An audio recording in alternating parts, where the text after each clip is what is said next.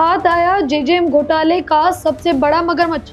आधी रात को दिल्ली एयरपोर्ट पर हुआ हाई वोल्टेज ड्रामा। जाने कौन है महेश जोशी का राइट हैंड। राजस्थान की राजनीति और प्रशासनिक गलियारों से इस वक्त की सबसे बड़ी खबर। करोड़ों लोगों तक साफ पानी पहुंचाने के नाम पर जो खेल खेला गया, उस जल जीवन मिशन घोटाले में अब तक की सबसे बड़ी गिरफ्तारी हुई है। पूर्व जलदाय मंत्री महेश जोशी का सबसे करीबी और घोटाले का कथित मास्टरमाइंड संजय बड़ाया दिल्ली एयरपोर्ट से गिरफ्तार कर लिया गया है। जानकारी के मुताबिक उसके खिलाफ लुकआउट नोटिस जारी किया गया था, जिसके चलते जैसे ही वो एयरपोर्ट आया, ब्यूरो इमिग्रेशन ने एसीबी की टीम को सूचना दी और रात करीब 2 बजे उसे हिरासत में ले लिया गया। करीब 900 करोड़ रुपए का भ्रष्टाचार, फर्जी दस्तावेज और जनता की प्यास पर ढका, ये है राजस्थान का जेजेएम घोटाला। इस घोटाले की कड़ियां अब सुलझती हुई नजर आ रही है। रविवार देर रात करीब 2 बजे जब पूरा देश सो रहा था, तब दिल्ली एयरपोर्ट पर एक बड़ी गिरफ्तारी हुई।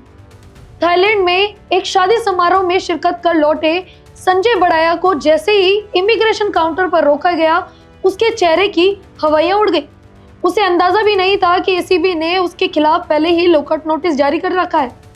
इमिग्रेशन की सूचना पर एसीबी की टीम ने फौरन मौके पर पहुंचकर बड़ाया को हिरासत में लिया। सूत्रों की माने तो बड़ाया उस पूरे खेल का वो पुल था जो ठेकेदारों और सत्ता के गलियारों के बीच पैसों का लेन देन करता था। अब आप सोच रहे होंगे कि आखिर कौन है ये संजय बड़ाया और क्यों इस घोटाले का मास्टरमाइंड इसे कहा जा रहा है। जांच एजेंसियों का दावा है कि बड़ाया केवल पूर्व जलदाय मंत्री महेश जोशी का ही नहीं, बल्कि जेल में बंद रिटायर्ड आईएएस सुबोध अग्रवाल का भी दाहिना हाथ था। हैरानी करने वाली बात तो इसकी ग्रोथ स्टोरी है।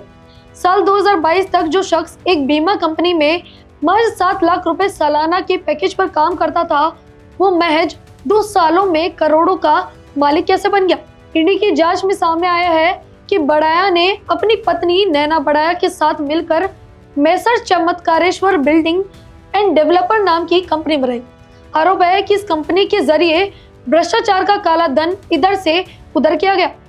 इतना ही नहीं, जेडीए की कीमती जमीनों पर फर्जी दस्तावेजों के जरिए कब्जे की कोशिशों में भी बड़ाया का नाम प्रमुखता से उछला है। ट्रांसफर, पोस्टिंग हो या टेंडर फिक्सिंग, बिना बड़ाया की मर्जी के पीएचईडी विभाग में पता तक नहीं हिलता था। दूसरी तरफ इस मामले की आंच अब पूर्व जलदाय मंत्री महेश जोशी तक पहुंच चुकी है। 7 मई को गिरफ्तार हुई जोशी की रिमांड आज यानी 11 मई को खत्म हो रही है। आज उन्हें फिर से एसीबी कोर्ट में पेश किया जाएगा। एसीबी की प्राइमरी चार्जशीट बेहद कड़े शब्दों में लिखी गई है। जांच अधिकारियों का मानना है कि रिमांड के दौरान जोशी से कई अहम राज उछलवाए गए। अब देखना ये होगा कि क्या एसीबी उनकी रिमांड और बढ़ाने की मांग करती है या फिर उन्हें न्यायिक हिरासत में जेल भेजा जाएगा। जानकारियों की माने तो अगर भ्रष्टाचार निवारण अधिनियम के तहत ये आरोप साबित हुए तो महेश जोशी और सुबोध अग्रवाल जैसे रसूखदारों को 10 साल तक की जेल काटनी पड़ सकती है। इस मामले में अभी भी 3 आरोपी फरार हैं, जिनकी तलाश में छापेमारी की जा रही है। लेकिन संजय बड़ाया की गिरफ्तारी ने भ्रष्टाचारियों की नींद उड़ा दी है। क्या बड़ाया की जुबान खुलने से राजस्थान के कुछ और बड़े सफेदपोश चेहरों से नकाब उतरेगा, ये तो आने वाला वक्त ही बताएगा।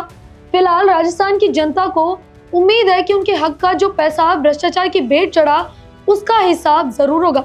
बाकी आपकी इस पूरे विषय पर क्या राय है, हमें कमेंट्स में अपनी राय जरूर दें और ऐसी खबरों के लिए बने रहें भारत रफ्तार के साथ। धन्यवाद।